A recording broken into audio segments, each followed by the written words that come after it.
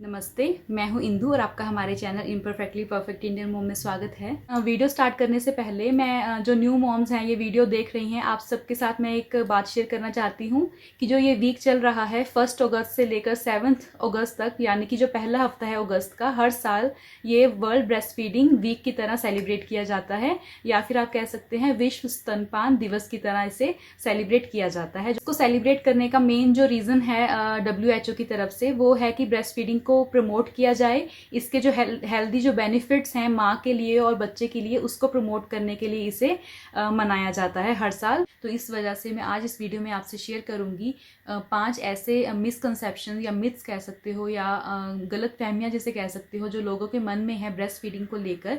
उन सब के बारे में आज आपसे मैं बात करूंगी। पहला मिथ है जो जनरली लोगों के मन में होता है, वो ये है कि जब मदर ब्रेस्ट फीड करवाना स्टार्ट करती है तो उस टाइम पे मदर को हर्ट मतलब होगा ही, मतलब मदर को पेन होगा ही जब ब्रेस्ट फीडिंग जो ये प्रोसेस चलती है। ये बिल्कुल मिथ है। जो पहले 1 से 2 हफ्ते होते हैं, उस टाइम पे जब मदर ब्रेस्ट फीड करवाना बेबी को स्टार्ट करती है और उस टाइम पे मदर को थोड़ा डिस्कम्फर्ट फील हो या पेन फील हो या निपल में सोरनेस आए, या इवन मदर को जो ब्लीडिंग है वो भी हो सकती है, जब स्पेशली बेबी के जब दांत आने शुरू होते हैं, तो उस टाइम पे ये सब चीज़ें हो तो ये बिल्कुल नॉर्मल है। लेकिन अगर ऐसा सब कुछ अगर मदर को बाकी टाइम में भी अगर हो रहा है ये सब कुछ फील, तो मदर को अपने जो डॉक्टर है उनसे कंसल्ट ज़रूर करना चाहिए। वो आपको बताएंगे कि कहाँ आपसे गलती हो रही है ब्रेस्ट फीड करवाने में। हो सकता है आपकी पोजीशन ठीक ना हो सकता है कि जो बेबी की जो लैच की जो प्रोसेस है वो सही से ना हो पा रही हो, आपको नहीं पता चल पा रहा हो कि बेबी को किस तरह से सही तरीके से लैच करवाना चाहिए। तो ऐसे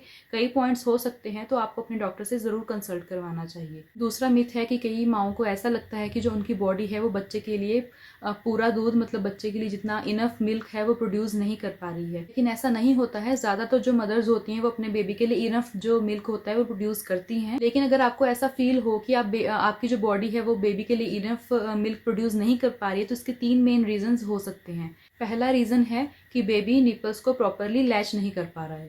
दूसरा रीज़न ये हो सकता है कि बेबी हर फीड में जो सफिशिएंट अमाउंट ऑफ जो मिल्क है वो नहीं ले पा रहा है। इससे ये होता है कि जितना बेबी फीड करेगा, जितना ज़्यादा दूध पिएगा, उतना ज़्यादा ये हमारी जो बॉडी होती है उसमें एक हार्मोन रिलीज होता है ऑक्सीटोसिन, जिससे कि दूध बनता है। तो जितना ज़्यादा बेबी दूध पीता है, प्रॉपर फीड लेता है, उतना ज़्यादा माँ की बॉडी में दूध बनता है। तो अगर बेबी अच्छे से फीड नहीं लेगा, जितना दूध उसको एक फीड में चाहिए, अगर उतना वो दूध लेगा नहीं, तो बॉडी जो है वो उतना दूध बनाएगी नहीं। तो उस वजह से कई बार हो सकता है कि आपकी बॉडी में इनफ जो मिल्क है वो ना बने। तीसरा पॉइंट ये हो सकता है कि जो फ्रीक्वेंसी है ब्रेस्ट फीडिंग की वो सही ना हो, यानी कि जैसा कहा जाता है कि हर 2 घंटे में बच्चे को दूध पिलाना चाहिए।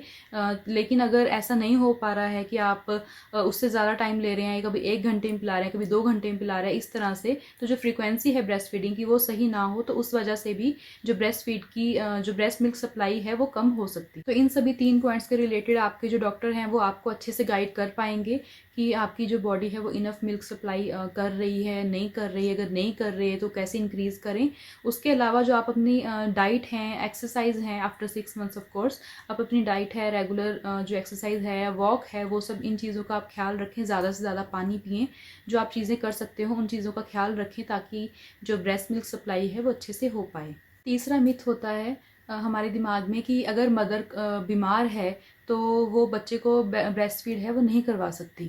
तो ये टोटली मिथ है, ऐसा नहीं है। उल्टा जब माँ बीमार होती है, अगर माँ अच्छे से दवाई ले रही है डॉक्टर की कंसल्ट से, जो भी प्रॉपर ट्रीटमेंट है वो ले रही है, तो वो बच्चे को फीड करवा सकती है ब्रेस्ट फीड। इवन एक्सपर्ट्स ये मानते हैं कि जब माँ बीमार है तो उसकी बॉडी में जो एंटीबॉडीज़ बनते हैं और वो अपने बच्चे को ये एंटीबॉडीज़ पास कर सकती है through breast milk supply.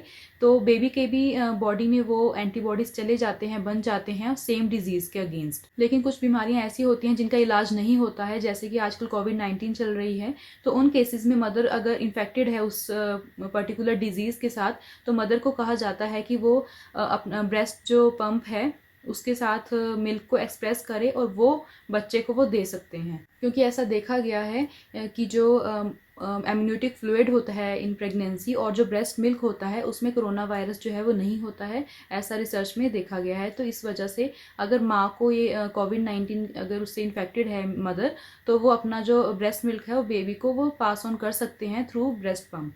Fourth myth है जो काफ़ी मदर्स को ऐसा लगता है कि जब वो ब्रेस्ट फीड करवा रही हैं तो उस फेज़ में वो प्रेग्नेंट नहीं हो पाती हैं। तो ये बिल्कुल गलत है, ऐसा नहीं है। स्टडीज़ बिल्कुल कहती हैं कि जब जो माँ ब्रेस्ट फीड करवा रही है उनके पूरे चांसेस रहते हैं कि प्रेग्नेंट हो सकती हैं।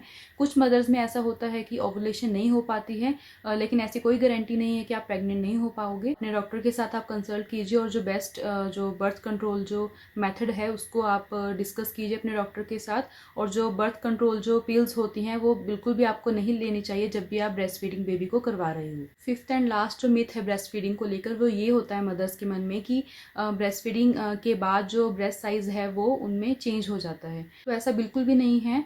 जो आपकी एज है, आपका वेट गेन है, इफेक्ट ऑफ ग्रेविटी है, उससे आपका जो ब्रेस्ट साइज है वो चेंज हो सकता है रादर देन ब्रेस्ट फीडिंग। और ब्रेस्ट फीडिंग के बाद जो मदर की जो बॉडी होती है वो अपने प्री प्रेगनेंसी या नॉर्मल साइज में जाना स्टार्ट कर देती है और जो ब्रेस्ट साइज है वो भी अपनी नॉर्मल जो पहले का साइज होता है उस पर जाना शुरू कर देता है। तो ब्रेस्ट फीडिंग से ऐसा कुछ भी नहीं होता। तो ये वो 5 मिथ थे जो ब्रेस्ट फीडिंग से रिलेटेड हमारे मन में होते हैं जनरली हो। अगर आपको ये वीडियो अच्छी लगी हो तो प्लीज़ इसे लाइक कीजिए, शेयर कीजिए, सब्सक्राइब कीजिए और बेल आइकन पर ज़रूर प्रेस कीजिए सो दैट आपको हमारी आने वाली सभी वीडियोज़ की नोटिफिकेशंस मिलती रहे। Thank you so much for watching. See you in the next video. Bye bye.